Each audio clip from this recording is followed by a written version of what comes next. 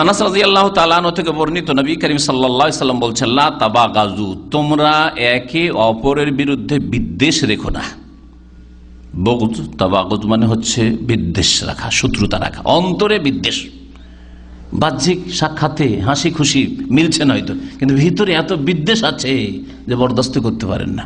হয়তো দুনিয়ার স্বার্থে সামনে দেখা হয়ে গেছে, সামনে পড়ে গেছে, সেই জন্য মোলাকাত করে নিলেন, দেখা সাক্ষাৎ করলেন, কেমন আছেন, ভালো আছেন, কিন্তু ভিতরে বিদ্বেষ ভরা আছে, ভিতরে একবারে পায়খানা চাইতে জঘন্য জিনিস ভরা আছে।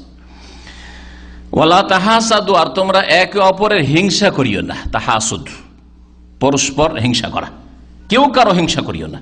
ওয়ালা তাদাবারু, কেউ কারো সাথে কথা বন্ধ করিও না। দেখা হলে দবর মানে পৃষ্ঠদেশ, পেছন দিক, দেখা হলে সামনাসামনি পড়লে পিঠ দেখিয়ে পালিয়ে যাওয়া, উল্টো দিকে পালানো, এই কাজ করিও না। ওয়ালা তাকাতাওয়া, তোমরা সম্পর্ক ছিন্ন করিও না, সম্পর্ক ছেদ করিও না।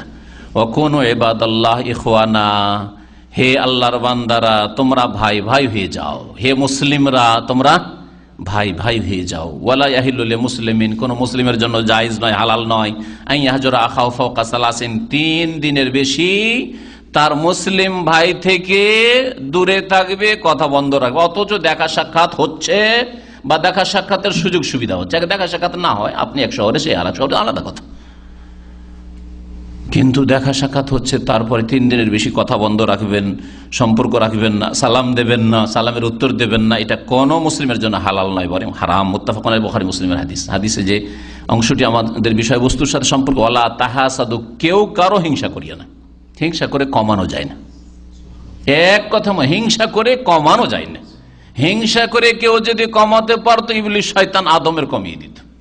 হিংসা করে কেউ যদি কমাতে পারতো, তাহলে হাবিলের কমিয়ে দিত কাবিল। দুনিয়ার কিছু ক্ষয়ক্ষতি করে দিতে পারে, করেছে, কিন্তু আখেরাতের কিছু করতে পারেনি। সে জাহান্নামে, কাবিল গেছে, হাবিল জান্নাতে। হিংসা করে কেউ কারো যদি কমাতে পারতো, তো ইহুদি নাসারারা মুহাম্মদ রাসূলুল্লাহ সাল্লাল্লাহু আলাইহি ওয়াসাল্লামের কাছে রিসালাতই রাখতো না, হ্যাঁ, কেড়ে নিত।